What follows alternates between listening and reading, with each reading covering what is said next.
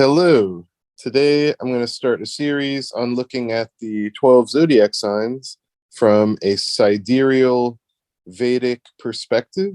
So if you're not familiar with what that means, if you're used to a regular tropical astrology birth chart, then you could just go to astroseek.com and they have an option when you put in your data to do a sidereal chart, which is what we're looking at here. So we're going to look at a few different charts to get an idea of what it looks like when a moon sign is in Aries. Now, a moon in astrology refers to the mind of a person.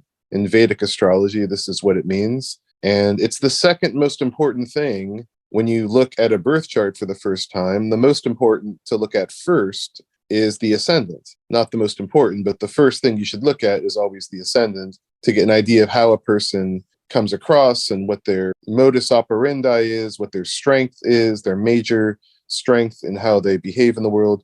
The second thing you look at is the moon, which is their mind, which colors the way they perceive reality, which is going to also cover their actions a lot of the times. And the reason why I'm going to be looking at moon signs in Aries for this series is it's easier to get a lot of options that way with an accurate time. With an ascendant, it's harder to have a very accurate time. So this was just an easier way to start the series. So we're looking at the moon sign of Eckhart Tolle to start out with. We don't have an accurate birth time for him at all, but we can see that his moon is definitely in Aries. And we're also going to cover the three Nakshatras that exist within Aries: Ashwini, Bharani, and Krittika. The Nakshatras are the 27 lunar mansions, or the 27 signs of the moon in Indian or Vedic astrology. So with Eckhart Tolle, since we don't have an accurate birth time, his moon could be in either of the first two parts of Aries, in either Ashwini or Bharani.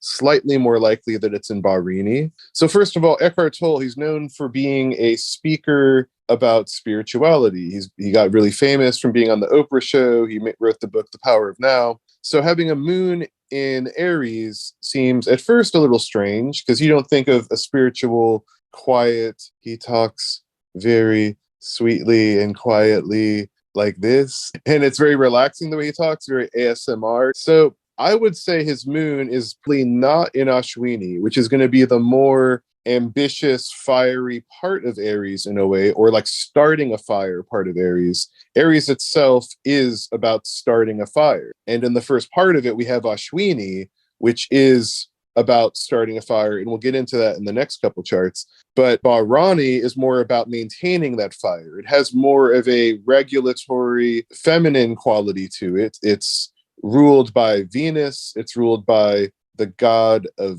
death. And it's ruled by a judge of matters of the life. It's ruled by Yama, who is the judge in the heavenly realm of the gods in the Vedas.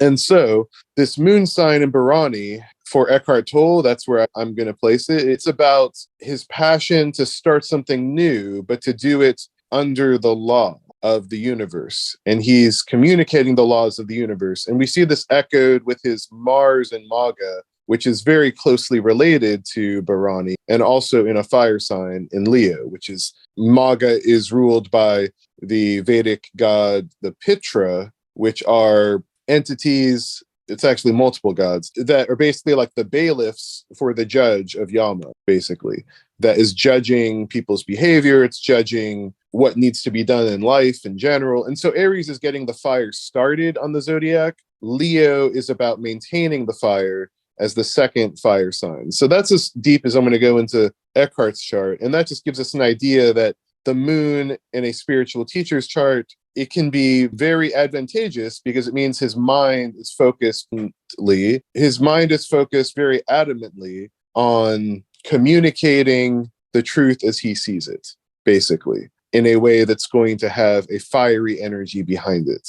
And he did actually start a lot of people on their spiritual path. And Aries is a sign about starting a fire. It's the cardinal fire sign. So next, we're looking at Daniel Day-Lewis's chart. And his moon is at the very beginning of Aries in Ashwini. And in Ashwini, it's the sign of, like I said, starting the fire. And the Vedic gods behind it are the Ashwini twins that are trying to get people to help them go into battle, to join their forces to go into battle. And they're also thought of as surgeons that are surgical in how accurately they do things. So that, which is a secondary meaning to it, because the earliest mantra things have it having more to do with going into battle and getting people to help you in that quest, whatever it is you're trying to achieve. You're trying to get people on your side. And so Daniel Day-Lewis's mind is very ambitious in starting new projects. Aries is about starting something new. And for Daniel Day-Lewis, if it's not something that feels new, he's willing to even quit acting, as we now see in his career. Now, everything else he has going on in Aries is almost entirely in Bharani, which is, again, about obeying the law and being committed to something that you've already started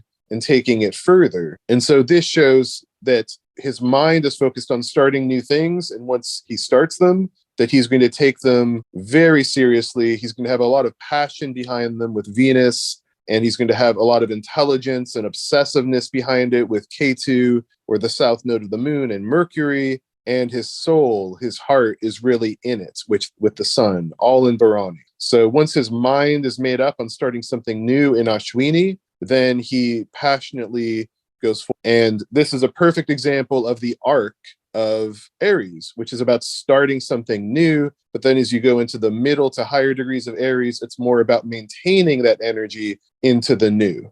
Whereas someone who only has a placement at the very beginning of Aries, of the moon, or perhaps another planet, it might mean that they start things, but they're not necessarily going to easily continue them to completion. All of this stellium, which just means it's a collection of planets, happening in Aries for Daniel, shows that he's very committed once he gets his mind set on something. So let's see. I put in some albums and movies into my database yesterday, and this is one that came up. It's the album Laughing Stock by Talk, which is a really beautiful, spiritually charged album. And the band Talk had a famous hit in the 80s. I forget what it's called, but it was a really popular hit. And was it Take On Me? I think it was. Yeah. And so this is an album where it's the final evolution before they stopped making albums, but it has an energy of starting something new. The album that precedes it was also starting something new, but it was still a little bit in their old 1980s sound world to some degree. This album feels like it's so new. There's actually a whole new genre that has been coined around this album called post-rock that you may have heard of. And this is one of the original albums, if not the original album, that people credit as starting that sound. It's very original. And so having the moon in Ashwini, which is all about originality and new solutions to problems with the surgeons and the Ashwini twins going into battle and getting people to help them do it. The guy who made this album got all his friends into the studio. He famously recorded like hundreds and hundreds of hours of audio and only used like 4% of it on the album. And so there was this great passion in starting something new and being willing to be surgical about what is chosen. And so it's in Aries, so it's the cardinal fire sign, and it has this passion behind it. So that's the aspect we're looking at here, is that it's starting something new, and then the other indicators, because it's in Ashwini, which I mentioned. Then let's look at, we're just going to jump through all these pretty quick. This is an avant-garde film by the director Gaspar Noé called Climax, which I'm not actually much of a fan of, but I love looking at things that I'm not even a fan of to see what there is to be learned. This also has a stellium in Aries because there's 4 planets in Aries. And the one at the bottom of all of these 4 is the moon in Ashwini. So again, there's this desire to start something new. And I saw an interview with the director about this film, and he really expresses this passion to do something that's never been done before, because the film, it's almost like it doesn't have a purpose to it. It's, in a sense, it's senseless, gratuitous, absurdist, even violence and horrific situations. It's somewhat of an avant-garde horror film, except it also has a lot of energetic music and dancing before the horrific things happen. It's not a movie I recommend to watch necessarily, but it's a great example of looking at how this plays out astrologically, because the passion of the director to start something new in Aries is there with the moon in Ashwini at the beginning of Aries, except it's in direct conjunction with Uranus.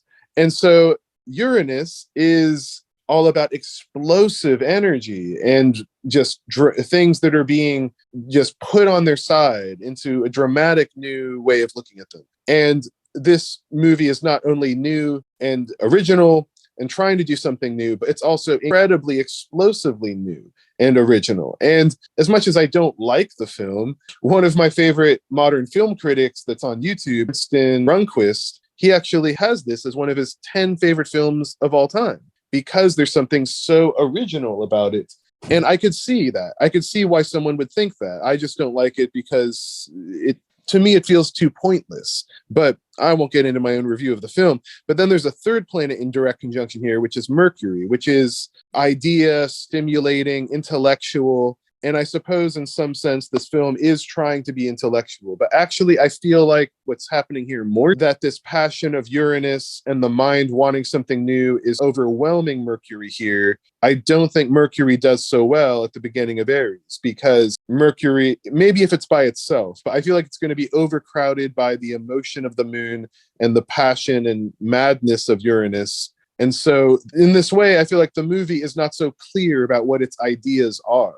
And it might even be lacking them. And that's what makes it so intriguing to people who like it. And for someone like me, I don't like it. It does just seem pointless and just for the sake of shock, what it's showing. And then we have Sun at the very end of Aries. This is our first placement in Krittika in Aries, which is the third nakshatra in Aries. So Aries, each nakshatra covers 13 degrees and 20 minutes, which is divided into 3 sections of 3 minutes and 20 minutes each of arc. And so that allows 4 sections of Ashwini, 4 sections of Bharani, and we have 1 section of Krittika. So Krittika is only 1/9, the final 9th of Aries, or the final 3 degrees and 20 minutes of Aries. And the sun represents the heart, the soul, the passion of the film here. And so the passion of the film is in Krittika, which is just about raw fire. And in the first pada, or the first 3 degrees and 20 minutes of Krittika, that is the fire pada of Krittika. So we have the fire element of fire itself at the very final degree of Aries. So in the journey of Aries as a sign, we go from the surgical, ambitious beginnings of Ashwini to the judge, legal, and procedural, just going along with what's already been committed to, more feminine aspect of Aries in Bharani, which is more about just staying the course of this new direction that one has started on. And then in the very end of Aries, we get to Krittika, which is about the passion of what has been started. It's also about what comes of it, because this fire has held into a full, just I don't know, like not an explosion, but some kind of like a big upswelling of fire and flame. And that doesn't really start to get dampened and focused into something new or something practical until we get to Taurus in the next 10 degrees of Krittika that start in Taurus. However, at the very end of Aries, at the beginning of Krittika, we just have this kind of enjoyment of the flame for the flame's sake itself. And this is just the flame of passion. It's the flame of truth. It's the flame of many things. In the context of this film, I would just say that it's the director's passion for something that's just very raw and primal. So yeah, that's another example. Let's see. I might not go through all of these, but the next one we have is Tarantino, who is clearly a very passionate person. I would have guessed his moon is in Ashwini. This has his ascendant in Bharani, which is very interesting. And this is because his mind is focused on practically doing something that is new. He wants to do something new because that's Ashwini, and that's the essence of Aries. But his moon is in the final 4th pada of Ashwini, where it's going to be more mature. There's going to be a mature take on how to do something new. It's not going to be just off the cuff. It's going to be very well planned out, even as something new has been started. And then his ascendant is in the 1st pada of Bharani, which means he's going to be known for really following through on things and knowing the right way to get something new done.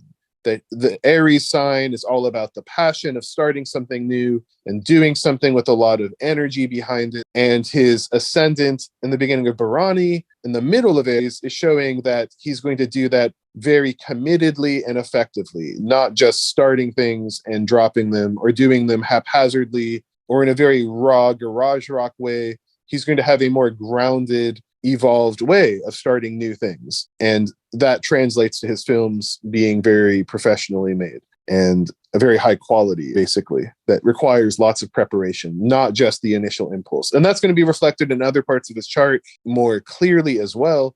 But I'll just leave it at that for QT, Quentin Tarantino. So next we have one of Quentin Tarantino's favorite films of all time, if not his favorite film of all time, funny enough, The Good, the Bad, and the Ugly. And so the moon sign here is in Bharani with the north node of the moon, also known as Rahu. So also it's worth noting that Rahu is usually retrograde. In this case, it's direct, which means that the north node of the moon usually indicates a chaotic element, an element that's taking you into an evolutionary space. But the retrograde element is usually where it's teaching you a lesson. When it's more direct, it's going to be more clearly understood. It's not going to be chaotic at the expense of the native, at the expense of the film. In this case, the mind is going to be able to handle the chaos, especially with the moon and Rahu together in Bharani, which is about understanding the law. It's about understanding what works and what doesn't when you're starting something new.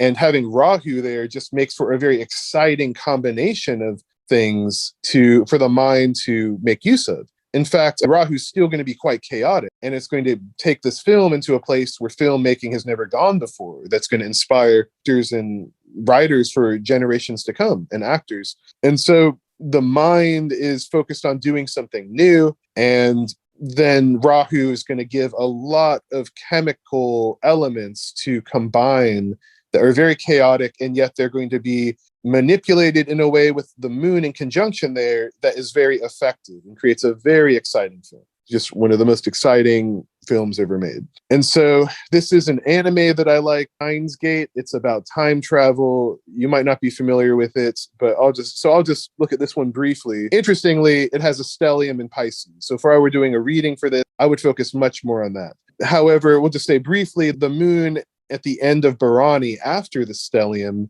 shows that whatever this film is up to, and its very out there trippy ideas, which are really about time travel, which are really happening in Pisces, this moon is showing that the elements of the film are very well grounded and understood. It's not one of the time travel movies or TV shows or animes that's very convoluted. It's actually quite easy to follow and very enjoyable as a story. It's not lost in the science and the ideas. The characters are very grounded as well. So the moon in Bharani, again, it's a very new, fresh idea for an anime, the way this is done. However, the moon in Bharani shows that it's going to be grounded and practically executed. Also, it's worth mentioning that I said earlier briefly that Bharani is ruled by Yama, the god of death. But in this film or this anime also involves very important deaths are part of the story. So you could look at that part of it too. A couple left here. We've got Goodfellas, the moon in Bharani. And I had all these laid out so it goes in order from Ashwini to Krittika for the most part. So Goodfellas has the moon in Bharani. I think this movie also has a lot about death in it. The moon at the end of Bharani here in the fourth house, which is about family. This is a movie about family, and this is about, I was looking at this chart actually last night, and there's a lot of things in this chart that are indicating a sort of rise and fall story to Goodfellas, which it's like as long as I could remember, I wanted to be a gangster is how the film starts. And then as the film goes on, you see him rise to become a gangster. And then you see basically that not work out so well for him without giving away any spoilers. I'm not going to say what happens exactly, but this is based on a true story of a rise and fall story. And so the moon being in this sign of the law and of death, and also in wanting to start something new that's very passionate, it's basically being taught a lesson. This is like a karmic thing where the moon is at the end of Bharani and the context of this film, where there's the consciousness of the film or the perspective of the film is a sort of morality tale that starts you out from the perspective of the character that wants to be involved with this gangster world, But then you see how that leads to so much death and things not working out because ultimately crime doesn't pay, is the message of the film from Martin Scorsese. And then finally, I have Bjork, the singer, songwriter, producer from the 90s and currently still. Yeah, so her album Homogenic, which was a very key album for her. It's one of my favorite albums from the 90s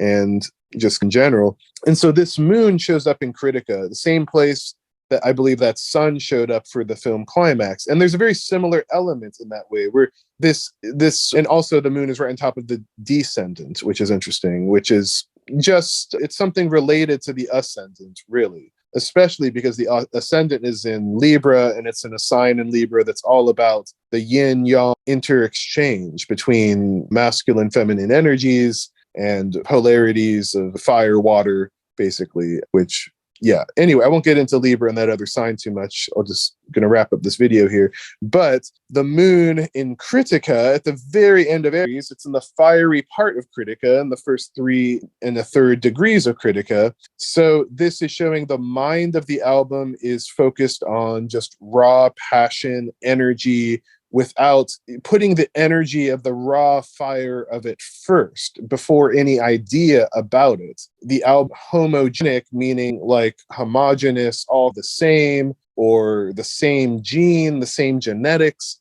Like the genetics of this album is a raw, passionate fire for something new in Aries. It's an album that's really pushing music and pop music, electronic music, all these different things into the future. Even now, there's so much on this album that really feels futuristic now, I would say. And that's because the mind of the film and the thing that the film is in love with, which is what The Descendant is about. It's what all of this being in the 7th house is also about. That moon at the end of Aries is really about the passion of something new just for the sake of it being new, or just for this inspiration that can't even be put into words as far as where it comes from. And you could say Bjork is the kind of person who would see the film Climax and love it and not need to have a meaning to read into it. She would just love how original and raw the energy is in it. Where for me, when I see a film that has just very tragic things happening in it and violence in it and upsetting things happening in it, I want there to at least be a meaning to why that's happening. Whereas I'm just speculating that perhaps Bjork, because I know she's such a huge fan of avant-garde, and that film Climax is an avant-garde film. I'm just making a loose connection there. But this album in general is just all about fiery passion, doing something new, because Aries is about passionate new things. And it's not about figuring something out or solving a problem, which is what Ashwini would be about. It's not about continuing a course, which is under the law, involving things dying under the goddess of death and the feminine energy of Bharani. It's not about any of that. It's actually about the passion of creativity itself, just as the raw energy of creation itself at the very beginning of Kritika. It was actually originally, if you go back 4,000 years, considered to be the first nakshatra, not Ashwini. So there's this extra meaning there that, in a way, the first degree of Kritika does have a symbolic meaning of pure creation itself